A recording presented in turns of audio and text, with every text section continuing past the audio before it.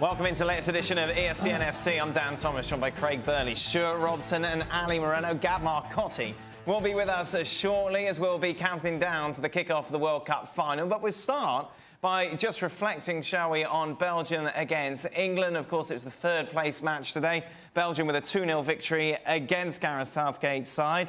But was you surprised? It was pretty much strong teams, wasn't it, from both? I just thought that you could see from the game how more advanced Belgium are, even within the squad, within their technique, the quality of their possession, the quality of their passing. And if Lukaku had a better touch, because he had a couple of horrendous touches from great positions where Hazard and De Bruyne put him through, this game would have been out of sight. But well done, Belgium. They'll be kicking themselves that after beating Brazil that they're not in the final, because looking at them through the tournament, they were good enough to get there, and they were good enough to win it. Yeah, I think the game showed that, as Craig said, Belgium are that little bit more advanced. They've got better players. When you look when Belgium were counter-attacking, it went to Eden Hazard and he's running with the ball and going past people. De Bruyne finding passes. Yes, Lukaku didn't play particularly well. Their wing-backs dominated the game. One crosses the ball for the other one to score. And England just lacked that little bit of creativity, that little extra spark. They played quite well in the second half. They got a lot of set plays. They looked dangerous from set plays. They won the ball back in quite good areas. But when it came to the top third of the field, Belgium were in a different league. Do you know who's to blame for all of this? You. Adnan Januzaj. If he didn't score, Belgium would be in the final, wouldn't they? Potentially, yes, when you consider what their matchup would have been as compared to what it was for England. Look, when you watch England play against Croatia and now against Belgium, it only strengthens the storyline and the rhetoric that they got fortunate with the bracket, that the opposition that they had to play under the circumstances in which they had to play that opposition, which is not their fault. You only play what's in front of you. But the truth is that weaker opposition allowed England to advance in a tournament in which once they started playing high quality, real high quality of opposition at their very best, England was not good enough. And so we got a chance to look behind the curtain, and I think as an English fan, you'd be encouraged from what you saw up until this point, but then you have to have sort of a reality check and say, there's work to be done as well. Where do we stand on England? There seems to be two very definite sides in the sense that one is what a great achievement. You know, no one expected them to go through to the semi-finals. That's countered by the other side by, well, look at the opposition they had to play. Well, look, particularly north of the border, north of Hadrian's Wall, where my country, Scotland, there's an untold amount of people ready to jump on this bandwagon and say, these English, they're all arrogant. I'm not getting on that. I'm fed up listening to it, because you know, Scotland need to look in before they look out. England got to the semi-finals, but as Ali said, the draw was nice to them. But that's the way the cookie crumbles. That's the cards that you're dealt. Listen, they lost to Iceland in the Euros. It was a disaster. They finished bottom of the group in Brazil. How Roy Hodgson saved his job after that, God only knows. This is a step forward for them. But I think, as Ali said, when you peel it back and you look at it, I think that Gareth Southgate knows there's a hell of a lot of work to be done. I mean, they'll go to the Euros probably in good confidence, but looking at the Belgium side, they'll go there thinking, right, we got to stamp this, we got to win this and really stamp. I still don't think England are there, but they've got guys that have got few caps, like Harry Maguire, like Jordan Pickford, like Loftus-Cheek, and many more who can get better as they go along. I just think it's been a great story for them, rather than great performances. Yeah, the country have got behind England because of their spirit and the way they've handled themselves, the way the manager's handled himself. But when you look at it, they also lost 3 games at this tournament. They won 3, they lost 3, and they drew the one against Colombia, which they win on penalties. And as Ali said, when they came up against the very best sides, tactically they weren't quite as good as those teams. Technically they weren't as good as those teams, and they didn't have individual players that were as good as Belgium, you know, and Croatia. So that's a major problem going forward. They've still got to find players that can take England to the next level. And when we're talking about the European Championships, I think Ali mentioned it a couple of days ago, other teams are going to get better. Spain will be better. Right. Germany are going to be better. So these sort of sides, it's not going to be easy for England to do well in the European Championships. But people are getting upset. I mean, you've probably seen this on social media, but how many people are getting upset over a song? Yeah, well, this is it. If you haven't seen it, the narrative is that England were very cocky because they were singing "It's Coming Home," and that thus motivated Croatia to go on and really beat them, as opposed to beat them a little bit. And Luka Modric made some comments that this motivated the Croatian. I don't buy it. I know I was jesting with you about the song because I kept hearing it, but I mean it's just part of it. You know what I mean? I don't think there was any arrogance about, you know, we're going to win this and we're going to win that. I think there was a hope and a dream once you got to the semi-finals. Well, there should be. Why shouldn't there be a hope? Why take that away from people? But the one thing I've seen, and particularly with England in this competition, that for one reason or another, everybody wants to jump on them. Yep. If something goes wrong. Yeah. Everybody, or a lot of people, not everybody, which is, I don't think kind of quite right, to be honest with you. Let's bring Gab Marcotti into the conversation. He's at the Luzhniki Stadium ahead of the final tomorrow. And it's light. We're not used to seeing Gab in daylight, actually. There he is. Thankfully. It's better dark. That was me, Gab. How would you assess England's tournament? I mean, look, I echo what the guy said, the way Southgate behaved, the way the media-wise, England and the English public got to see what it's like to have a normal tournament with a normal coach, normal people, and having it be fun without sort of tabloid stories, without big stars from big clubs having a go at each other, without the whole sort of heavy negative atmosphere that often goes along or has gone along with England in past tournaments. I think that's really important and really positive. On the flip side, I think Southgate's right in managing expectations. When you guys were talking, I went through this in my head. He keeps talking about this very young team that's going to get better. How many in England's starting 11 were full-time bona fide starters at top 6 clubs in England? I'll answer that. Not many. It's Harry Kane, it's Sterling, it's Dele Alli. You know, you could make a case for Trippier, but then he liked him so much that he signed Serge Aurier. Henderson got those starts at the end because Emre Can and Oxlade-Chamberlain were injured. So you really don't have a tremendous amount of talent that's already there to work with. And Southgate said, right, well, we'll go out there and we're going to try to be pleasant. We're going to try to play well. We'll see how far it gets us. And it got to the semifinal. It is what it is. But I think by that definition, by Southgate's definition, this is already a really big success for England. A big success as well for Harry Kane, who takes the Golden Boot. Well, he'll probably take the Golden Boot, unless, of course, Griezmann or Mbappe get a hat-trick in the final. We'll win. Which is possible, depending on how the game goes. Yes, but it's a stretch, isn't it? So let's say it doesn't fit your storyline. So No, listen. When was the last time a hat trick was scored in the final? Let's think. Let's just talk about a couple of the brightest, and certainly one of the brightest and best talents in the world of football, and Kylian Mbappe. It's just, I mean, it's just beyond beggars' belief that you even think he might get a couple. But he needs a hat-trick. He needs a hat-trick, doesn't he? Yes, I know he needs a hat-trick. Right, anyway, all right, what was your question? Who's going to win the Golden Boot? You've already given Harry Kane the Golden Boot, haven't you? I have. Just get yourself to Russia now and give him the damn thing. That's it. It's funny enough, it doesn't feel like a Harry Kane... And the goals... It's not been a great tournament for him. Set pieces, penalty kicks. It has petered out for him, as it petered out for England a little bit. But the fact is, doesn't matter how you score them. But they haven't been Harry Kane-like goals that we've seen from Spurs. Sure. Where he's getting across defenders and he's scoring goals from outside the box. It hasn't been that kind of tournament. That being said, England haven't actually, when you look at it, had that many efforts on target in this World Cup. That's not the kind of game they've played this World Cup. They've been more of an organised side. But the two players that were challenging for it, Lukaku and Harry Kane, played in the third and fourth playoff because they wanted to go and win the boot. Neither of them played very well today. No, Kane looked as though he was really tired. Lukaku had plenty of opportunities and his touch was poor. So they didn't really do themselves too much justice in the game today. I can tell you that I could hear from afar Stevie Nicol howling every time that Lukaku took a bad touch on the ball. Sure. And he had a couple where inside the 18-yard box where the ball gets away from him. In terms of Harry Kane, regardless of what you saw or didn't see in this tournament from him, he still walks away from this tournament scoring a bunch of goals. And so I would look at it from the positive perspective. Look, I didn't score the sort of goals that I usually score, and yet I found a way to impact the result. And yet, somehow, we made it all the way to the semifinals. So I think there is something to be said about Harry Kane finding ways to score, even though it wasn't. If you were Real Madrid and looking at him, would you sign him? Not in the World Cup. No, well, on the basis of the World Cup. Not based on the World Cup. But I'm hoping that when you're signing players, you're not just basing it upon the 6 games that you saw in the World Cup.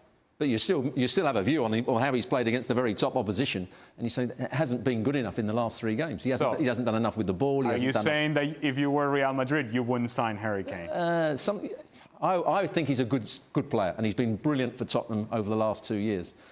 But you still have doubts. When you see players not perform on the highest stage, the biggest stage, you start to have doubts about them. I would have a slight doubt about whether he was tired, whether he wasn't able to link up with whoever he was playing with. And he wasn't playing for Spurs, where he's very, very happy. And we talked about it before. When you go to a new club, you've got to fit into the system. You've got to fit into your environment very, very quickly. I'm not sure Harry Kane... I would sign him, but I'm not sure it's the right thing for Harry Kane. The system Tottenham play is closer to the system Real Madrid would play. Sorry I had to bore you here, but is miles away from the system England have been playing. So the way that Southgate played, with the wing-backs, the 3 at the back, and the runners from midfield, and it was a lot of times it was trying to get Sterling in behind over the top. And we go back to the Croatia semi-final, there was a hell of a lot of long balls. Yeah. Some of them were educated long balls, and let's be frank about it, a lot of them were big hoofs from the centre-halves or the goalkeeper. That's not what he gets at Spurs, and that's not what he would get at Real Madrid. So I think playing his regular game has been more difficult in this England side because of the way they've set up than it would be at Tottenham and certainly Real Madrid. The opposite is true as well when you talk about World Cup performances. James Rodriguez gets bought by Real Madrid based upon what he did in the World Cup, then gets to Real Madrid and it's not a starter. It's lazy scouting when you just watch a World Cup and say, oh, I tell you, he's a good player, we'll buy him. So, look, I think the body of work for a Harry Kane is strong enough that if you're considering bringing a top striker to your team, he's got to be at the top of the list. A word on Belgium, and I mentioned it to Ali earlier on. If they'd have lost or drawn against England, they'd have been in the World Cup final?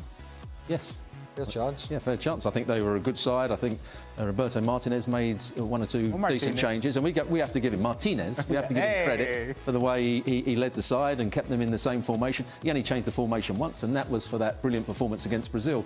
So I think they're a very good team, and they could be even better at the European Championships. Yeah, well, you look at a team as compared to England, and we were talking about the lack of creativity in England. That's not the problem for Belgium. I mean, they have Eden Hazard coming, they have Kevin De Bruyne coming off the benches, Mertens, then you have Lukaku, who could clean up his finishing. There is a lot of options for Belgium. That wasn't the case for England, but certainly so for Belgium. And when you see that and then you look behind them, they also have balance out of the midfield. They also have good defenders behind them. And Thibaut Courtois had a good tournament. So overall, I just think Belgium is a tremendous team, and one that should be, as Craig mentioned earlier, their goal has to be winning the Euros. Yeah. It can't just be, hey, let's get to the semifinals. Your goals now, your ceiling has been raised by your performances, and now you have to go match us. Other teams have to rebuild. Belgium have got it right at the moment. Yeah. Might be without Vincent Kompany, because that's another 2 years down the line, and so there might be a shape to change or a void to fill, whatever way he wants to go. But when you've knocked out Brazil and played in the manner in which you have in this tournament, and then you win this 3rd, 4th playoff game, we could probably just sort of wipe it away a little bit because it wasn't hugely competitive. But thinking back to the Brazil game in particular, then I think if they had any doubts in their own mind, the France game was a little bit of a disappointment. But if any doubts, they should be gone. They're absolutely good enough to go to the Euros and win it. And quite frankly, I think nothing else should be expected from Martinez to go there and do it. That's his job. As the boy said, it's not to go there and be, semi-finals is great. This generation is going to come and go quite fast. Yeah. And to replenish that is going to be either very difficult or you're going to have to be very lucky.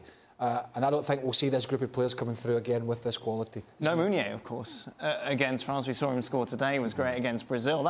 That was a major blow for them because he wasn't quite sure how to change the system. He didn't change the system. He used wingers almost in wide positions. Carrasco came back into the side. Meunier is an excellent wing-back. I mean, that's the one probably area where they need to improve, is getting a left wing-back that can do both sides of the game. Chadley provided the cross, but he's not really a left-back. He can't defend in 1v1 situations. So that's the only problem for them. Who do they play as a left wing-back? Because Meunier is excellent down the right-hand side. And it was a major blow that they lost him for that game against France. Did you know, Stuart, that Gab Marcotti was one of the first journalists to write about the golden generation? Yes. Yeah, well, he writes first about everything, as we know. Gab, apart from saying that Maguire and also, was another player, and Walker of being regulars for their team as well, which he missed out. Yeah, so we can go back to him now. Well, can we not go back on Gab's previous errors? We've been here a while. Let's just focus. Final word goes to you on Belgium, Gab.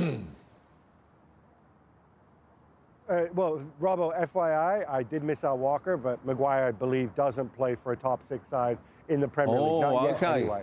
But on Belgium, I agree. The bar's been raised. This is a team that's in full maturity, and I think they need to go and think about winning Euro 2020, and I'm sure they will be. And I also throw back to the skepticism that enveloped Roberto Martinez and Thierry Henry when they took over. And I think the two of them really deserve a lot of praise for how they've kept everything together and gone so deep in this tournament. Welcome back. France and the favourites going in tomorrow's World Cup final. We have had a plethora of animals throughout the tournament making their predictions. On the show? Yes. Yeah, we've had R2-D2. Oh, I thought you meant in the studio. No, we've just had you. Plethora of animals. Well, yeah, oh, that's good. So this is Cleopatra the tapir in a Russian zoo. What's a tapir? Well, this thing, obviously, is a tapir. I wouldn't have it at home. Where's Mara's been recently?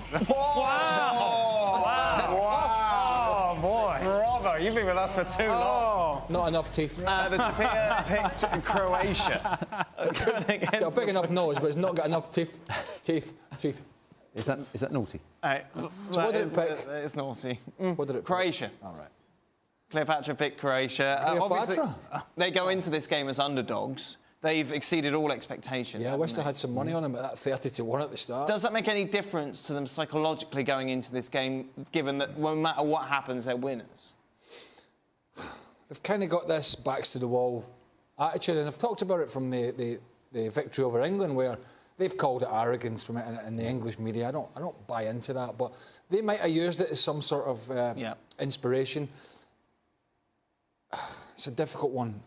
It's hard to see past the French victory. It's just hard, but Rakitic, Modric, Perisic are fit, and Rebic has been great in the tournament. And they've got one of the greatest defenders in the world, in Dejan Lovren, as anointed by himself. So it is possible, but I just don't think it's going to happen. How do you approach this, then, if you're Croatia? Well, I think they'll approach it the same way. I think they're going to have quite a lot of the ball. We've seen France defend quite deeply at times. They're not going to press the ball too high up the field, which could play into Croatia's hands because they can get on the ball. They can try and dictate the pace. They'll slow it down at the right time, try and quicken it up at the right times. It means they can get their fullbacks that little bit higher. It means the wide players can push the France fullbacks back. So if we're talking about a potential Croatian 11, Mandzukic has got to play well because he could be isolated at times. Rebic down the right-hand side, as Craig has been excellent. Hope Perisic is fit. Modric, Brozovic and Rakitic are the key. If they can win the battle in that central midfield area, then Croatia have a big chance, as long as Mandzukic comes to the fore and has a good game. It's the oldest coaching trick ever. Nobody respects us. Nobody wants us to win. Nobody thinks that we could be here. We are not good enough to be here. We are the only ones to believe. Our people in Croatia are the only ones to believe. We are against the world, and we're going to find a way how to win, and we're going to show them. In any sport, at any point, there's always that underdog storyline, and it's playing out with Croatia. And so now they're grabbing onto things like the arrogance of the English, or it's coming home, or it's not coming home, and all these things. Guys like Modric and Rakitic getting involved with this sort of behavior, if you will, it's because they're buying into it as well. Right. And this storyline and this rhetoric and this feeling inside the locker room, it only has to last one more day. Right. That feeling of it's us against everybody else has to last one more day. So regardless of what we think, if they believe it possible, then now you just have to execute. And they will believe, won't they? Yeah, no, of course they would. Of course they would. You don't get this far without thinking that you're very capable of doing this. And then you'll start thinking about certain things that come up. Is people are saying, well, if Modric controls the midfield and Croatia wins, does that mean that he's the best player in the tournament? Or is Kante against Modric? And who does well there in that matchup? It actually could be a very key matchup in that if Kante is able to cut out what they do in the midfield for Croatia and is able to disrupt their possession, then yes, France has an advantage because then Croatia cannot manage the game the way that you were talking about. For me, it's France because I think they have superior talent and because defensively they have been so solid and because they have too many game changers on the other side of the field. Croatia doesn't have a Kylian Mbappe. His speed, can certainly do things for you that you cannot do for Croatia. Mandzukic cannot run past people. He can beat you other ways, but not the way that they can, be more direct. I think that matchup between Kante and Modric will be key. And I think France, because of how defensive they have been and how well organized they have been, and then the game in transition, they will win this match. If it plays out the way it might during the game, and Rebic and Perisic, if fit, can push back Pavard and Hernandez, Strinic and Versalico could, and Robbo's going to, if this happens, Robbo will be in dreamland. Those fullbacks could be key again, because it'll be a 3-against-3 matchup in the middle of the park. And the amount of space they'll get will depend, one, if they can boss the game in the middle, and two, how Griezmann and Mbappe approach the defensive side of the game. If they approach that in a kind of, and I would... Well, Griezmann doesn't play wide. He's almost going to play up centre forward. So Versalico could have the freedom of the park. But somebody is going to have to go out there. It'll be Matuidi who has to go out there. And, well, that's going to leave him... and then outnumbered in central midfield. So the fullbacks, as they were against England, the fullbacks were killing England as the game went on. They could have a big say again tomorrow if Deschamps gets it tactically incorrect, or the players don't bother to track the fullbacks forward, and Strinic and Versalico will go every time and they'll sling balls into the box. That's what they'll hope to get, because Mandzukic will feed on that. Because as Ali said, he's not going to run away from Umtiti and Varane. He's going to rely on getting supply from the wider areas. A little known fact about Gab Marcotti, he loves to be the first in the stadium, so he's already queuing for tomorrow's match. Gab, what sort of game are you expecting? I think the boys pretty much photographed it, right? We've seen France play on the counter. They could theoretically beat you so many different ways, but Didier Deschamps is a pretty conservative guy. So, hey, if you can unleash Mbappe and Griezmann on the break, why not do it? And then if it doesn't work out for you, you still have the big guns. You can try something else. And Croatia, as you said, as Ali said before, they fully embrace this underdog story, and good for them, because I think back to my own judgment of them before the tournament, what a lot of people were saying, and it was all the same stuff, right? I mean, Modric had the perjury trial. Rakitic had the bad hair. Lovren was Lovren. He was terrible. Vida looks like a fool. Strinic didn't have was released by his club, was unwanted.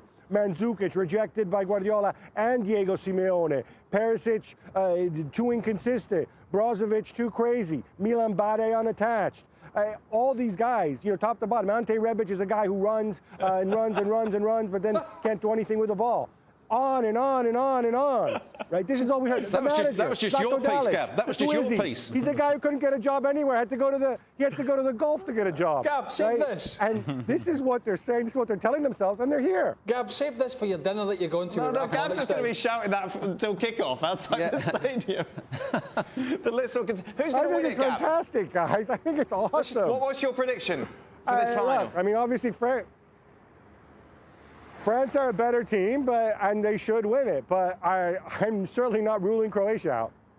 Well, that's a rubbish prediction anyway. Right, let's get some. Go tell all that to Honigstein in the restaurant. He's waiting for you. Go on then. I'm going to go for France by the odd goal, 2-1. 2-1. France by 1-0. France. 1-0.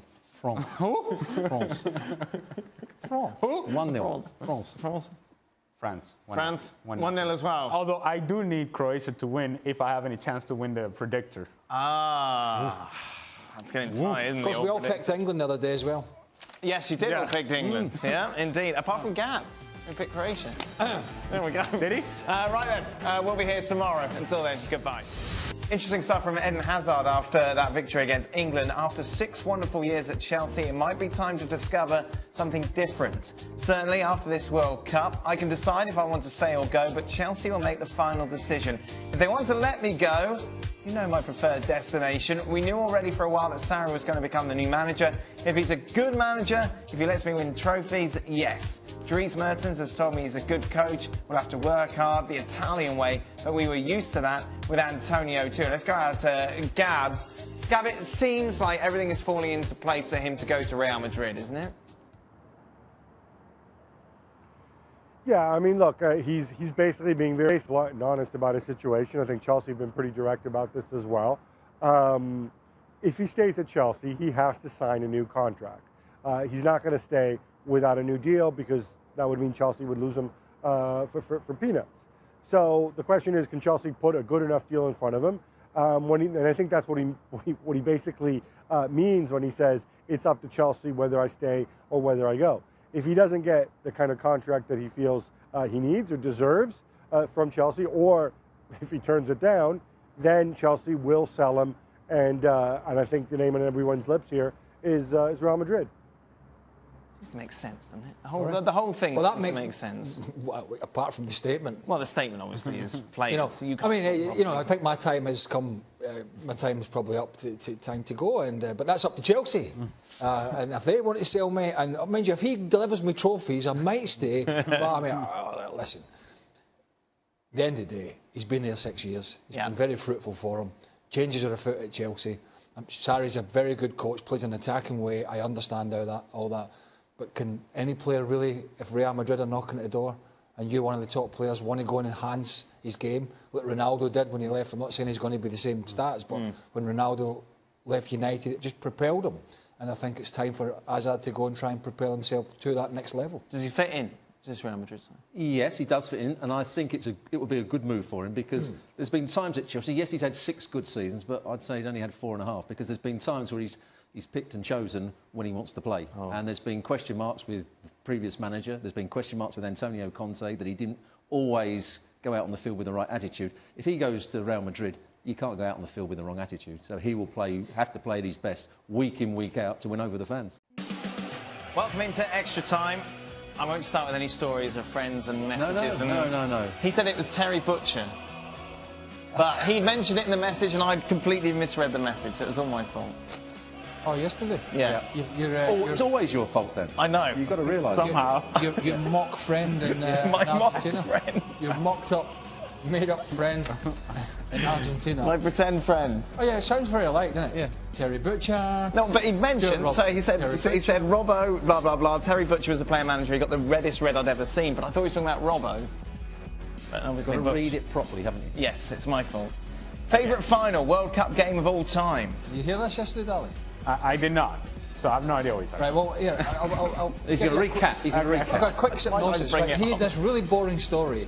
And so before we started on Extra Time, he said, here, this is him, I've got a friend who lives in Argentina, and he was a Coventry fan. He used to watch Robert play for Coventry. Okay. He saw, I don't know what he did, he says, who's that guy? Oh, that guy's on the show, Stuart Robson. I saw him get the reddest of red cards ever playing for Coventry. And he said, I never got a red card playing for Coventry. Wasn't the best Extra Time start though, mate. Kind of like this one. Yeah. Well, they've been worse. It was Terry Butcher. Set the standard. Right, favourite final World Cup game of all time? I'm going to go back to 78. Our own Mario Kempes. Ticker tape. You'd never seen that before. Because he works in ESPN. So it was magnificent final. I haven't seen him for a while. He's not been done. He's in Russia. But I saw him, and then I. All right. Okay. You saw him and then you didn't see him. It's all right. He came back and then went back out. Yeah, so I think the boys have been doing that. When Argentina got put out, he came back in the half, and then they managed to talk about. I can never imagine Mario in a half. Can you? It was a great final. The Dutch were back to the final. Mario Kempes, Luque. Yeah. I obviously didn't like my Mario stuff. No. What about the bloke who had the plaster cast on his hand, so they had to delay the kick-off for 20 minutes while he had that taken off? That was brilliant. When was that? 78. 54? 78. Before your time, Craig? 78, I was only 7, so not really. I remember 82, West Germany, Italy, Tardelli. Yeah, Tardelli. Yeah. That celebration. Do you remember that? Nope. No. Oh, come on, man. Tardelli. No. You better look it up. Okay, I will do. Left foot strike on the look. Yeah. Make it quicker than that video you just posted to me. That. Oh boy. 86. It was a great final. Very well played. Argentina was in control. Then West Germany came back, and then you had Burruchaga with a game-winning goal and a pass by Diego Maradona when he was Diego Maradona, not what he has become. Oh, we saw today. Will this be the luckiest golden boot that Kane might win with 3 penalties and 1 fluke goal? Yes, a little bit. Panama were a shocking team, as we saw in the World Cup, so that was his hat-trick. And a lucky goal as well. And in the last 3 games, he hasn't played well at all. No. Somebody said his last effort on, I saw somebody tweeting out, his last effort on target was in the Colombia game. Well, the one against Croatia was on target till the goalkeeper saved it, to be fair. That was wrong then. Well, no, it hit the post. Does that count? That's not on target. It hit the post. The first one was saved, and then the second one was actually saved, wasn't it, onto the post? But it was actually given offside. What just happened So it there? was wiped off because it was given offside. But the offside was wrong. If they'd gone back to VAR, but the referee actually gave offside. Yeah, but not if the goal had been in. Oh no, if the goal had gone in, it would. What are you pointing at? Because you pointed to your phone when you made this stat. It wasn't a stat. I saw somebody, one journalist was talking about how Harry Kane had been a bit quiet at the end of the tournament, and it was to do with shots on target. We just missed I thought you didn't like stats. No, it was a fact. A fact, I know. Dan just made a I don't save like here. stats. We missed it. I don't mind stats. That's unbelievable. I don't mind. Why does everyone think certain people don't like stats? Well, whenever they say it on the telly, you go, yeah, okay, what's he talking about that stat for? Well, that's a particular one Oh, is that right? that I shan't mention. It has expected and goals in it. Well, I don't like it. Well, I actually don't mind it. We just don't really use it. But I hate irrelevant stats like how fast somebody's running a game and all that nonsense. Or what their job was before How they many- became a footballer. How the passing percentages. Sure, what are you talking about? When is that ever brought up? Oh, they always bring that up, don't they? The commentator he's talking about, he always brings stupid things like I'm that. not talking about any commentator. I've listened to games. Do you know before, stuff like? Do you know stuff like? Oh, he had 95% pass completion. What a load of old I tosh. usually say it a little bit better than that. I don't. Wow. Robert, why are you so happy today? Oh, I don't know. I know why he's grumpy. I know why he's grumpy today. He's going to be missing. What are you going to do without Casey Kelly? Not a lot, really. I don't think. He's been my driver. He's been my companion. We've had I some know lovely Casey's cosy going, dinners. and you're going to be on your own now. We had some lovely cosy dinners together in West Hertford. Very nice. So now you're depending on us to do that for you? I don't think cosy would be one of the sort of dinners I'd have with you three. A drunken one with him. Be careful now. Oh yeah.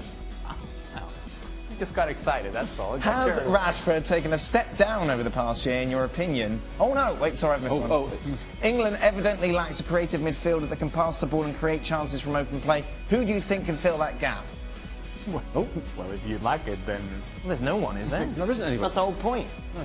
They were hoping John that Joe Shelby. or Jack Wilshere. They were the two players they looked at. Jack Wilshere hasn't been fit enough, and I don't think he could have done a job. And John Joe Shelby isn't good enough defensively and can't be trusted.